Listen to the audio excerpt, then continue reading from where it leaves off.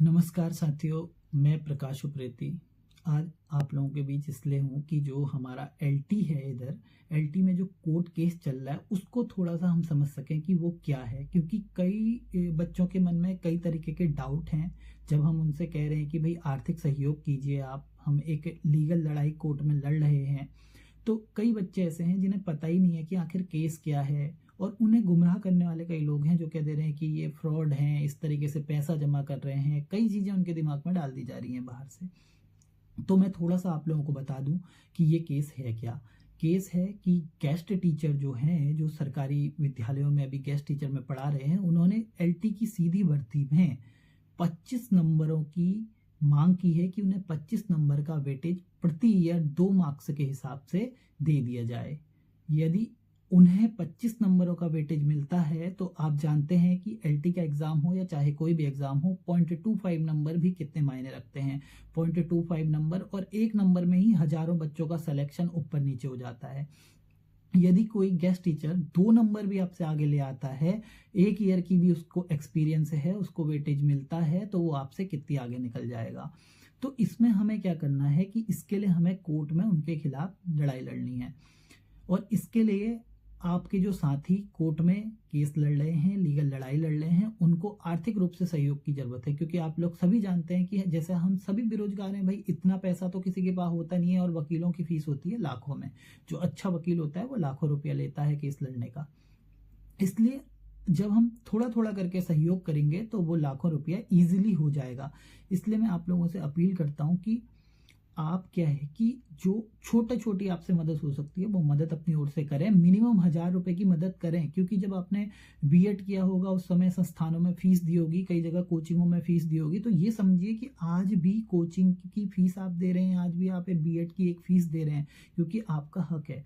मैं आपको समझाऊं उससे पहले मैं आपको एक क्लिप दिखाता हूं जो परसों 28 तारीख की कोर्ट की हियरिंग की रिकॉर्डिंग की है। आप इस रिकॉर्डिंग को देखिए और उसके बाद मैं आगे आपको चीजें समझाता हूं कि इसमें हमें केस को लड़ना क्यों अब जरूरी हो गया है। आप पहले क्लिप देख लीजिए। माध्यमिक कक्षाओं को पढ़ाने का अनुभव प्रत्येक वर्ष के लिए 2 अंक और अधिकतम 25 अंक। All right, that's the criteria of selection. ठीक है, तो एज पर दिस क्लॉज 4,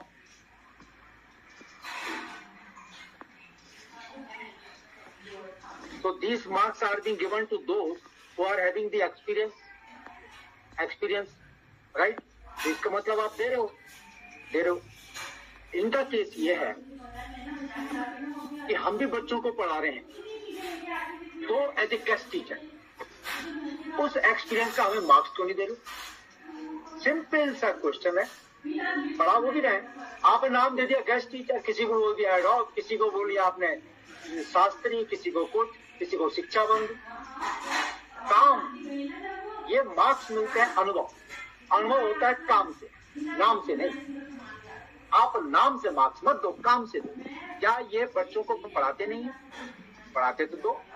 बड़ी तरह की issue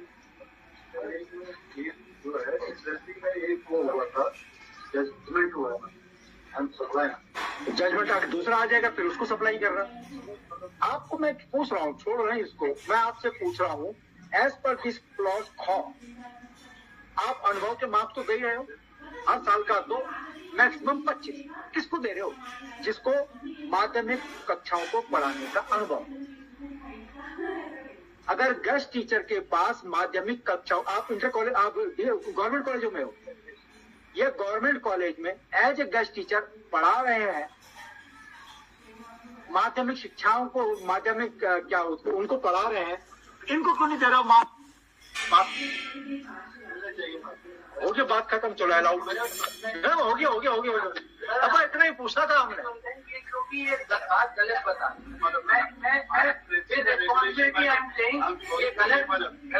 you are mister Gupta, you are for a selected candidate, you have you are हाँ, so you have no right. No, you have no right. All right, no, that at the time of final year. Intervener certainly has a right to address at the time of fundraising. मैं अभी hearing नहीं कर आप मैं hearing नहीं कर अगर ये जो रूल दिखा रहे हैं वो लगता नहीं है। मैं इतना बता रहा हूँ 2014 के रेगुलेशन है स्टेट की, 2014 के रेगुलेशन एनजीटी के, 2019 के हम निकाल रहे हैं वे आउट। हम अरे रुक जाइए, हम वे आउट निकाल रहे हैं। Bring that requisition. तो आप लोगों ने रिकॉर्डिंग देखी होगी और रिकॉर्डिंग में जैसा कि आपने देखा होगा कि कैसे हमारे माननीय न्यायाधीश महोदय ने उस समय पे, क्योंकि जो कोर्ट है ना वो सिर्फ रूल्स को देखता है, वो किसी तर्क को नहीं देखता है। जब स्टेट के वकील ने उनके सामने 2009 की नियमावली रखी, उन्होंने 2009 की नियमावली पढ़ी और उसमें था कि 25 नंबर पढ़ाने के अनुभव के आधार पर मिलते हैं। तो उन्होंने देखा कि यार, जब उन्होंने यही कहा कि जब ये लोग भी पढ़ा रहे हैं तो इनके साथ नाम को लेकर अन्याय क्यों भाई, जो नंबर आप अनुभव के दे रहे हैं और अनुभव काम से आता है, यही कहना था जज साहब का। यदि उस समय पे जो हमारे इंटरवेंशन के वकील थे कार्तिकेय हरिगुप्ता जी, बीच में अगर बोले नहीं होते, उन्होंने हस्तक्षेप नहीं किया होता, यद्यपि उनको अलाउ कर नहीं रहे थे, जबकि उनको जज साहब ने अलाउ किया नहीं था। जज साहब ने पूरी कोशिश करी थी कि उनको रोक दिया जाए। हमारे जो माननीय न्यायाधीश थे वो उनको सुनना नहीं चाह रहे थे, लेकिन वो लगातार अपनी बात रखते रहे और उसी का परिणाम था कि ये नेक्स्ट डेट आई निकल के। वहाँ पे उन्होंने फिर आगे उसको सुनने की कोशिश करी। यदि आपके साथी उस समय पे अपने पास से, अपने प्रयास से, उन्होंने, किसी ने 3000, किसी ने 5000, क्योंकि कोई भी शुरुआत में जब शुरुआत होती है तो कोई भी एकदम से आता नहीं है सपोर्ट करने के लिए। सबको लगता है कि यार अपने लिए ये आदमी कर रहा है, तो वो लोग गए और उन्होंने किया। ये इसी का परिणाम है कि आज आपको एक नेक्स्ट हियरिंग मिली है और अवसर मिला है कि आप अपनी, जो आपका हक है सीधी भर्ती में, आपने मेहनत की है, अपनी सीट को आप ले सकें। क्योंकि अगर आप सिंगल बेंच में केस आ रहे हैं ना, तो डबल बेंच में भी ज़्यादातर जो सिंगल बेंच देती है वही फैसले आते हैं। इसीलिए आपको केस को यहीं जीतना होगा। और मैं एक चीज़ आपको बताऊं कि अब आर्थिक सहयोग क्यों जरूरी है। लगभग हमारे पास अभी जो गेस्ट की संख्या है वो 2500 के आसपास गेस्ट एलटी टीचर पे हैं और करीब 4200 के आसपास जो गेस्ट टीचर अभी स्कूलों में पढ़ा रहे हैं वो प्रवक्ता लेवल पे हैं। तो यदि इन्हें वेटेज मिल जाता है तो आप मान के चलिए 6000 लोग हो गए लगभग से गेस्ट वाले। और 6000 लोगों का मतलब है कि उत्तराखंड में तो जो भर्तियां हैं वही 1000, 1200, 1500 आती हैं। तो अगले जो 5 टाइम की भर्तियां हैं, 5 बार की जो भर्तियां आएंगी, 3-3 साल के अंतर में भर्तियां आती हैं, यानी कि अगले 15 साल जो भर्तियां आनी है वो केवल गेस्ट टीचरों के लिए, आपके लिए उनमें कुछ बचेगा ही नहीं। क्यों?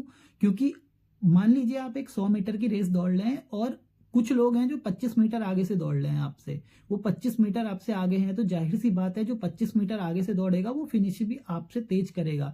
यदि आपको उनसे compete करना है, उनके बराबर दौड़ना है, तो फिर आपको बहुत एक्स्ट्रा एफर्ट चाहिएगा। लेकिन यदि आज उस एक्स्ट्रा एफर्ट की कीमत केवल आपसे 1000 रुपए का, 2000 रुपए का आर्थिक सहयोग है। जो लोग आपके साथी कोर्ट में ये लीगल केस लड़ रहे हैं, आपको घर से नहीं निकलना, आपको कहीं नहीं जाना, आपको सिर्फ 1000 रुपए का, 1500 रुपए का, 2000 रुपए का, जितना भी सहयोग हो पाए करना है। जाहिर सी बात है कि आप लोग सारे के सारे बच्चे जो हमारे हैं बेरोजगार हैं, तो कई बार होता है कि हमारी जेबों में पैसा नहीं होता है, हम आर्थिक रूप से कमजोर होते हैं। तो इस सिलसिले में ना हमें अपने माता पिता से, अपने पेरेंट्स से भी बात करनी होगी कि हमने तो मेहनत करी, आपने हमको पढ़ाया भी, पढ़ाते समय आपने पैसा भी खर्च करा, सारी चीजें आपने करी। अब एक बार और हमें आपके सपोर्ट की जरूरत आन पड़ी है कि हमको जो 1000 रुपए, 1500 रुपए हमें एक बार और आप लोगों से चाहिए। क्योंकि यदि हम यहाँ कोर्ट में केस हार जाते हैं तो आने वाले समय में हमारा सरकारी टीचर बनने का सपना पूरी तरीके से टूट जाएगा। क्योंकि जो 25 नंबर का वेटेज होगा वो बहुत ज्यादा मार्जिन रखेगा किसी भी कंपटीशन की तैयारी के लिए। 613 पोस्ट अभी गेस्ट में आई हुई है, वो भी सारी बच्चों के हाथ से निकल जाएंगी। और यहाँ पे जो राज्य सरकार है, राज्य सरकार का रुख भी कुछ आपकी ओर दिखता नहीं पड़ता है कि वो हमारे एलटी के बच्चे या बीएड करे हुए बच्चे उनके साथ में है। उसका रुख भी थोड़ा सा गेस्ट टीचर की तरफ ही है। इसीलिए हमको इस मामले में बिल्कुल स्पष्टता के साथ मैं ये चीज़ कह रहा हूँ कि इस मामले में हमको आर्थिक रूप से अपने साथियों का सहयोग करना चाहिए। और विशेष रूप से मैंने जितने भी बच्चों को मैंने इन पिछले 5 सालों में पढ़ाया है बीएड में, उनमें से कुछ लोग नौकरी में भी लग गए हैं, उनसे भी, और जो लोग नहीं लगे हैं अभी नौकरी में, अपने कंपटीशन की तैयारी कर रहे हैं, और जो लोग अभी बीएड में पढ़ रहे हैं, मेरी उनसे भी अपील है कि जितना अपने से हो पाए ना वो आर्थिक रूप से सहयोग करें कोर्ट जाने वालों को, क्योंकि ये लड़ाई आप सभी लोगों के लिए लड़ी जा रही है। हो सकता है इस एलटी की भर्ती में आपके बहुत कम नंबर आ रहे हों, लेकिन क्या फायदा कि इस एलटी में आपने सोचा कि आपके कम नंबर हैं और आपने अभी सपोर्ट नहीं किया और कोर्ट में हम हार गए, तो आने वाली भर्तियों में वैसे ही कुछ नहीं मिलेगा। सारी भर्तियां ऐसे ही निकल जाएंगी हाथ से, क्योंकि कोई व्यक्ति आपसे 100 मीटर की रेस में 25 मीटर आगे दौड़ रहा होगा।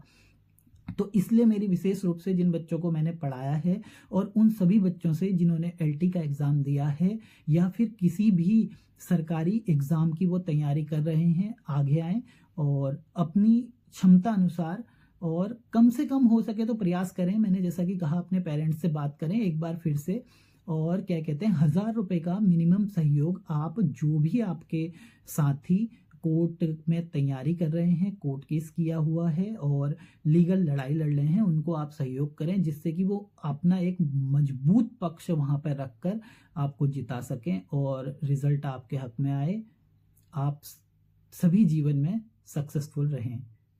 धन्यवाद।